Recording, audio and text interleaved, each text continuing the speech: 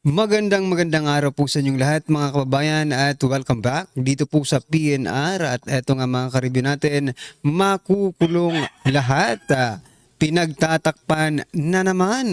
Yan mga kababayan, patungkol po riyan ang ating alamin at bibigyan ng komento ngayong araw na ito. Pero bago pong lahat, kung bago ka pa lang at di pa po nakapag-subscribe sa ating munting channel, please don't forget to subscribe at palike na rin po ng video ito.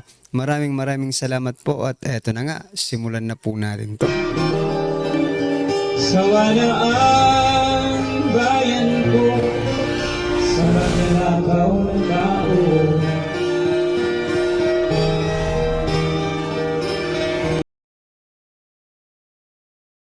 So yan mga karibyo natin, bago po natin muling i-play ang video ito, pasadahan po muna natin ang mga nagte-trending na mga balita dito po sa mundo ng social media. At unahin na nga po natin ito. Senator Rodante Marcoleta, nako, nagsalita na. At sinabing makukulong lahat ng mga congressman na pumirma sa impeachment complaint against Vice President Sara Duterte. Nako, eto mga kababayan, pakinggan po natin to at bigyan natin ng reaksyon. Eto na po. Ito yung masakit. Ito yung pinakamabigat na mangyayari. Makukulong silang lahat yung pag nangyayari. Yan ang babala ni Senador Rodante Marcoleta sa mga congressman na pumirma pabor sa impeachment ni VP Sara na ngayon ay ipinagpapaliwanag ng Korte Suprema. As to the article of impeachment transmitted to the Senate, ito na yung tinansmit. Oo. Whether each of the members of the House of Representatives had time to peruse the charges and evidence before affixing their consent. Ano ibig sabihin yun? Oh, may panahon ba yung, sila? yung perus, yung babasa niya yun. Ayun. Makita niya yung mga ebidensya. Yun ang perus eh. Proseso yun eh. Babasahin niya tapos nakalagay doon sa ganitong ganyan. Article 1. Ito yung charge. Kasi pito yan eh. Titingnan niya ngayon, ano yung nakabackup na ano. Yun ang perusal eh. Paano niya nga gagawin? Wala nga siyang nakita basta pinapirma lang. Pagkatapos siya kasi magsusubscribe, ito yung masakit. Ito yung pinakamabigat na mangyayari.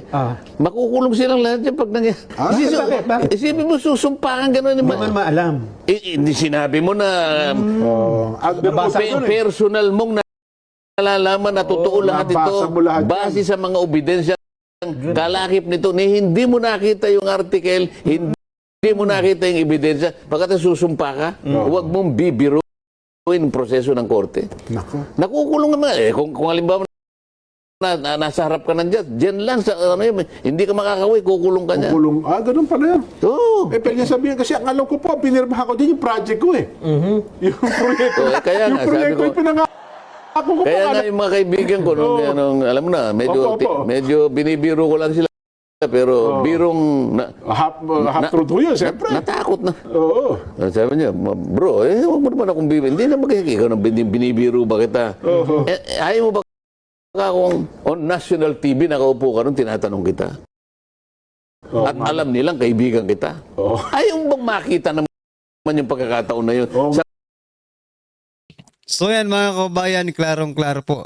Dito po sa sinasabi, ito, attorney po ito Yung perusal nga, hindi natin alam kung ano yung kahulugan nun, di ba? Ngayon lang natin nalaman, dapat naintindihan pala nila kung ano po yung pinirmahan nila, di ba? Sa palagay nyo po ba naintindihan nila?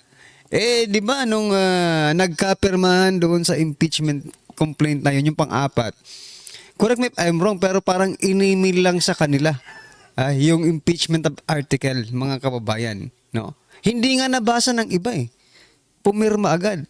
Kita nyo, naka-garnered agad sila ng ilang pirma yun? 250 plus na pirma. Di ba? Within the last minute, mga kababayan. Ibig sabihin, nabasa ba nila yun within the last minute? Kabibigay lang ka-email nga lang Di ba? Kaya ngayon mga kababayan, eto na, tama po kayo, nababaliktad na ang sitwasyon. Instead, na si Vice President Sara ang trinatrial, ngayon, itong mga prosecutor di umano ng House, ang dapat sumagot at saka lahat ng pumirma. Ba, makukulong silang lahat. Ayan po ang sabi ni Senator Rodante Marcoleta. Ano po ang inyong opinion dyan mga kababayan? I-comment nyo na lang at eto, pasadahan din po natin ito. Kahapon po, nag-share po tayo ng isang balita mga kababayan na kung saan ilang mga embahada, no, na alarma. Sabi ko yung shinare natin kahapon, no, na alarma, no, dahil sa mga pagnanakaw, no, na ginagawa sa Metro Manila, no, pinagnanakawan po yung mga dayuhan. Okay? Ngayon naman po mga kababayan, ito ang balita. Pagkabilang ng Pilipinas bilang isa sa safest countries in the Southeast Asia, ikinatuwa ng palasyo. Parang kayo lang ang natutuwa, no? Parang kayo lang ang natutuwa dahil dyan. Sabi po dito ni Lyrical Universe, one of the safest country ang Pinas. Wow! Oh, we nga. We ang sagot dyan, we. Paano magiging safest po ang Pilipinas kung ganyan? Alam nyo, para maging safe po ang Pilipinas, you have to have a war on illegal drugs. Kaya sabi nga po ni former President Duterte, lahat nagsisimula dyan. Diba? Everything. No? Itong pang-hold up, pagnanakaw, paggorgor, pang-aabuso, everything collide, no, sa war on illegal drugs, no. Everything talaga, kahit nga yung mga sabungero, inililink na naman ngayon ni SOG Boying Rimulya kaya sa war on illegal drugs, di ba? O yun yung mga sabungero, nililink dito sa war on illegal drugs. Ito pa kayang mga pagnanakaw, everything na ginagawa ng mga bad element of the society, di ba? Anyway, mukhang tuwang-tuwa po sila, no? Na napabilang po tayo sa safest country in Southeast Asia. Ang tanong, how true? Taong bayan ang sasagot dyan, hindi po kayo. Kasi ang nasa ground naman, taong bayan, di ba?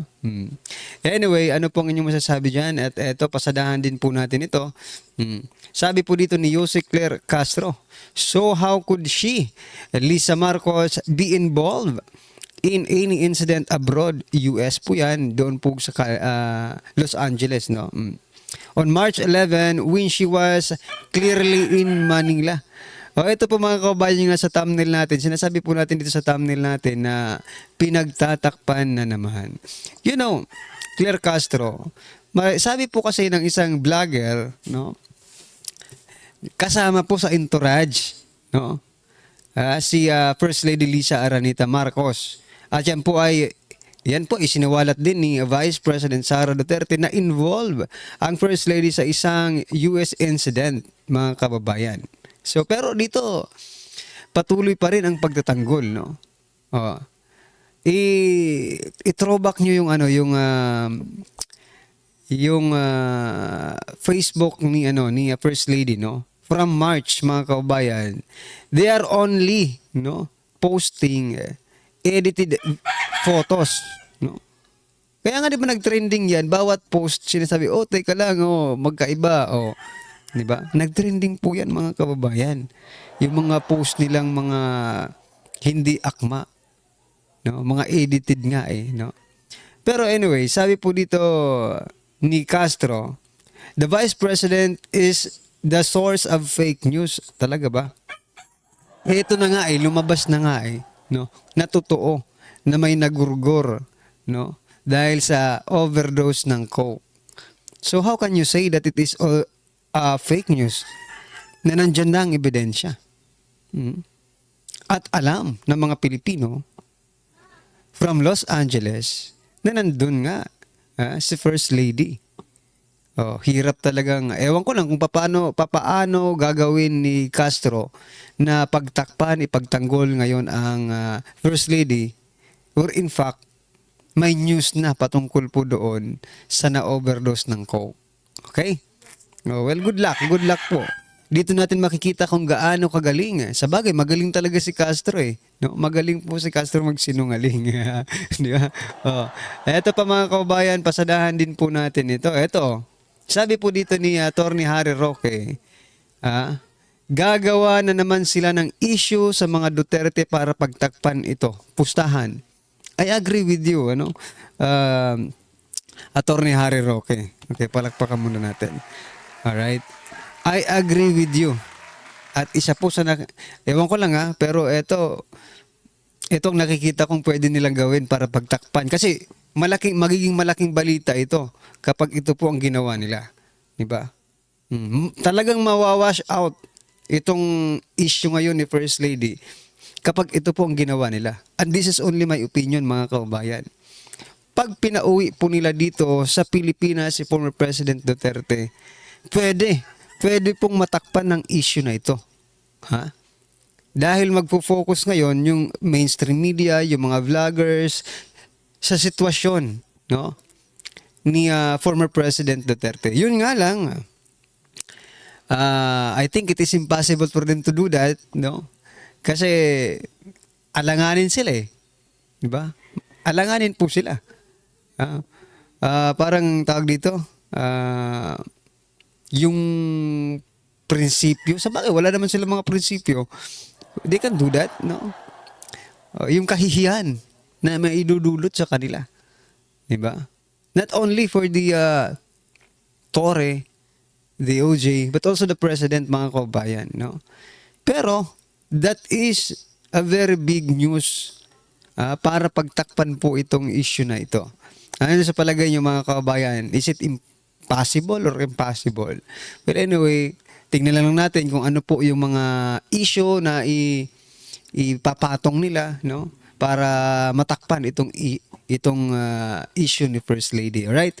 Ito pa mga karibyo natin na pasadahan din po natin ito. Speaking of former President Duterte, si Attorney Kaufman, yung legal counsel po, no, ni former President Duterte diyan po sa ICC, nagsalita po dito po kay Castro. Ang sabi niya po dito, I'd kindly thank Claire Castro not to interfere with the job I'm doing as much as I wouldn't interfere with the job that she's doing. Ano ba daw yung trabaho ni Castro? Peddling information of her own administration. Ako po. Misinformation. Ibig sabihin, fake news. Fake news po. Biruin mo. Hindi lang Pilipino ang naniniwalang sinungaling, fake news, peddler, itong si Castro. Even, no, yung ibang lahi naniniwala na talagang ibang klase ka, Castro. Ibang klase ka. At hindi natatanggal, Natanggal na yung amo niya, yung secretary, pero siya na undersecretary, hindi natanggal. Because she is doing the right thing para po sa administrasyon, di ba? She is doing good, mga kababayan, no? Sabi nga po dito ni Attorney Kaufman, peddling information of her own peddling misinformation of her own administration. Ano pong inyong masasabi dyan? Good luck sa iyo, Castro, At ito, pasadahan din po natin ito si Attorney Rowena Guanzon. Yung galit sa adik, nakukulong nakukulong. Yung adik, malayang malaya. That is very true, mga karabin natin. No? At alam naman po natin kung sino pong tinutukoy dito at si former President Duterte. Yung adik, marami pong tinutukoy dito sa adik. No? Kayo na lang po ang bahala isip kung sino ba itong tinutukoy dito. But we have the issue, no, na yung sa US, no, yung nagpulburon at na-overdose. So sino kaya ang mga kasama doon? Nako. Mga addict din siguro, no? Ito, last po natin pag-uusapan bago po natin i-play yung video, mga kababayan. Ito. Kinumpara ang tatlong presidente. The problem is not the Marcos cabinet. It is the president's bad performance. Why poverty is highest in 21 years. Biruin nyo sa 21 years. Ngayon palang 21 years. And hunger is worse since the COVID lockdown in Bagong Pilipinas. Ito pa ang comparison mga kababayan, no? Oh, yung Canada, Mexico, and the Philippines, mga karibin natin, ito po. Mula po ito kay Attorney Harry Roque. Sa Canada, Canada elected a guy with a PhD in economics from Oxford University. Sa Mexico naman, mga kababayan, Mexico elected a woman with a PhD in energy engineering. The Philippines, dito naman po tayo sa Pilipinas. The Philippines elected a convicted tax evader who pretended to have a bachelor's degree and who refuses to take a hair follicle drug test. Yan po ang pag-comparison ng ating mga iba't ibang presidente ng ating mga ng iba't ibang bansa, no, mga kababayan. So kapag ganito pala ang description ng ating president sa ibang bansa, hindi kaya nakakahiya? In every time na magkakaroon po sila ng mga summit, world leaders meeting, something like that, no? Ang tingin pala ng mga ibang leaders ay ganito sa ating presidente. Unlike kung nung panahon ni former President Duterte, lawyer abogado, prosecutor, di ba? Pwede, taas noo kang makikipag-usap sa kanila. Dito kay President Bongbong Marcos Jr., magaling naman magsalita. Minsan pa utal-utal nga lang, no? At there is something wrong, no? Anyway, ano pong inyong masasabi dyan mga kaubayan? I-comment nyo na lang. At ito, pasadahan po natin ang video ito at bigyan po natin ng reaksyon. Ito na po. Bigyan natin ngayon ng opinion reaction itong post ng Batas PH tungkol sa pahayag o paliwanag ng House Secretary General yung utos sa kanila sa Supreme Court na mag-comment. Yung ang daming pinaka-comment, 10 points ata. Ang isang matindi dito is bakit pinatagal ng House Secretary General yung 3 impeachment complaint bago niya Sabit din pala to mga kababayan. Speaker of the House, bakit hindi sinunod yung rules of impeachment ng Kamara na immediately referred? Hindi nila ginawa, pinatulog. Yan, pinapa-explain sila ng Supreme Court at ito na, nagpapaliwanag ang House Secretary General dito na sa social media, sa mainstream media. Bakit sila nagpapaliwanag? Nalagay na ba sa alanganin?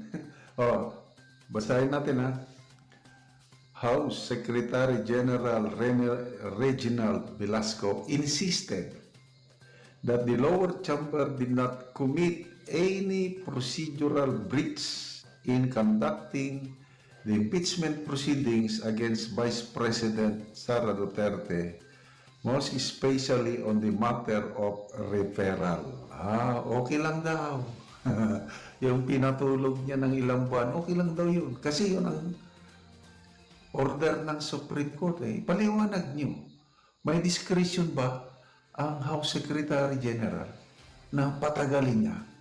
Kasi ang nakalagay sa rules of impeachment sa House is immediately. Noong una, pinapaapuran nila ang Senado kasi forthwith ang nakalagay. Sa kanila man yung immediately, okay lang daw sa kanila. So, ano palang pagkakaiba mga kabayan ng forthwith at saka immediately, no? So, okay lang dahil sila ang gumawa. Pero pag Senado ang gumawa, di ba? Kaya naiinis sa inyo si Senate President Chis Escudero. Kasi pinatulog nyo ng ilang buwan sa inyo, tapos pagdating sa kanila gusto nyo apurahin agad, no?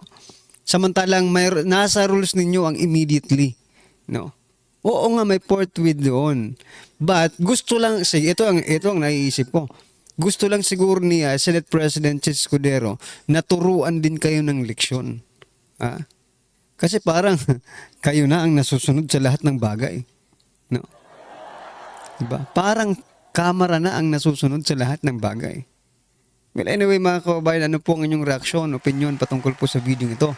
Comment nyo na lang po sa baba para at least alam po ng ating mga kababayan ang inyong opinion. Maraming salamat po. Please don't forget to like the video. Maraming salamat po.